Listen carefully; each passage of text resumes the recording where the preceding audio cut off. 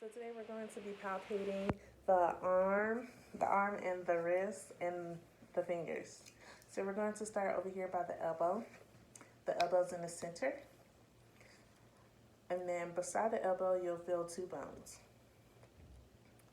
These two bones right here is from the humerus. It's called the epicondyles of the humerus. On the pinky side, you have the lateral epicondyle of the humerus. And on the thumb side, you have the lateral epicondyle of the humerus. So the pinky is the medial epicondyle of the humerus, and the thumb is the lateral side of the humerus. So coming to the elbow, touching the elbow, if you come down approximately like an inch, you'll feel like a rough edge. This rough edge right here is called the O'Carrion process, which is at the end of the humerus. So if you extend, you will feel your finger go in. And what your finger is going into is the fosfa, the O'Carrion fosfa. So you can feel your finger sink in. So when you flex it and you feel it push out, that is the process that is coming out. The O'Carrion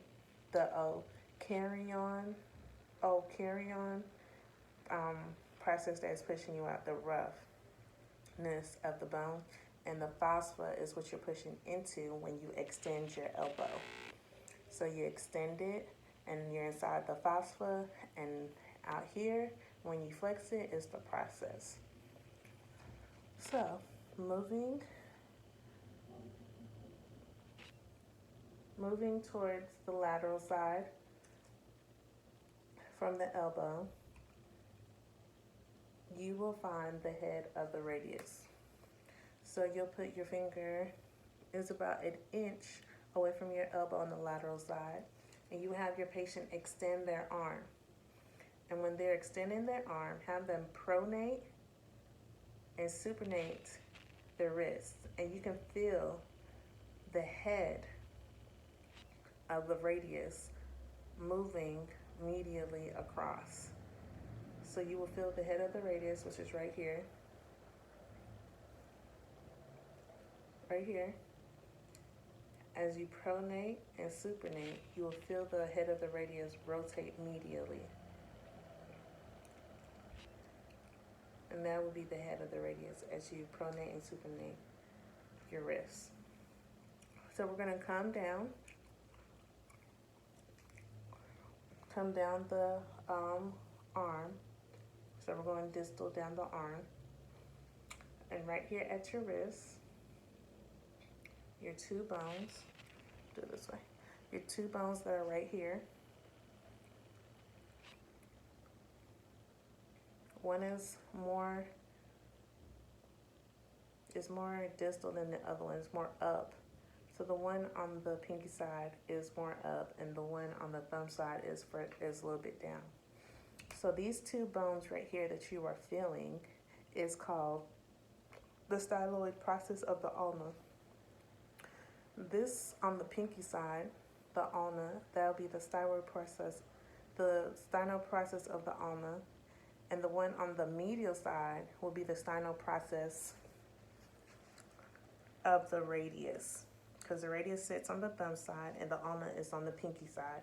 So the sternal process of the radius is on your thumb side, and that's what you're going to feel right here at your wrist bone. Right there is going to be the sternal process of the radius. And on the lateral side is the sternal process of the ulna. So while we're right here, we're going to go to the palm side up, and as you move from the sternal process of the radius, as you move up proximally up here to the front, you will find a bump. This is going to be the size of a pea. And this is the pisiform, one of the carpals in your hand, and it's located on the pinky side of your hand, of the wrist, which is the owner's side, but this is the pisiform. And this one sits right here. This is the pisiform bone. Is the size of a pea. You can feel the roundness, and you can kind of move it around a little bit. So going back to the palm facing down, the dorsal side. If you go medially at the joint line where the ulna on the radius is, you put your thumb right there in that indentation, and you flex and extend your hand, yes, you will feel like a bone that's is coming up and hiding.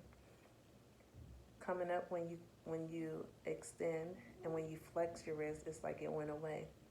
And this is the lunate, the carpal lunate that you're feeling that's going as you flex and extend your wrist.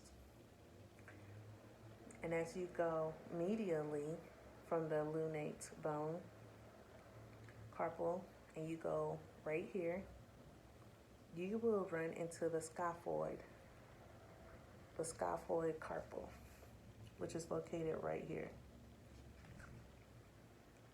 That's the scaphoid. And if you move up medially, you will run into the trapezium carpal. The carpal right here is called the trapezium. So if you go, this is your scaphoid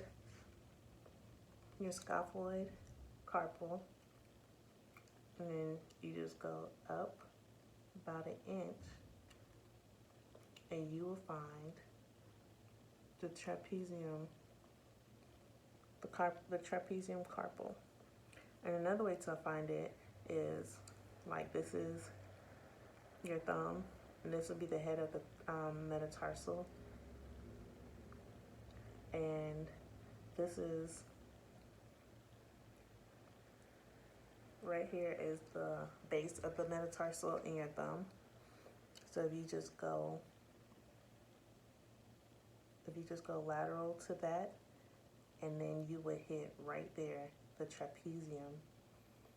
You'll hit right there to the trapezium carpal, and right below it is going to be your sigmoid, and in the middle is going to be your lunate, the one that you can feel when you flex and extend your wrist. So the lunate is medial, and you feel it when you extend and flex your wrist. And medial to the lunate, you have the scaphoid carpal, which sits right medially to it, and above it you will find the trapezium carpal, which is located right there by the thumb, at the base of the metatarsal of the thumb. So we're going to palpate up the metatarsal, where you will go by the base, and then your shaft, and then the head of the metatarsal, and then you're going straight into your phalanges. So right here, your phalanges, you're going to have your proximal phalanges, and it's only these four of your fingers that have 3 phalanges in it: the proximal, the intermediate, and the distal. So these are the distals phalanges right here on each one. Then these are going to be the intermediate phalanges, and then these are going to be your proximal phalanges right here. Now on the thumb, you only have 2. You have your proximal phalange and your distal phalange. And that is the palpation for the arm and wrist and hand.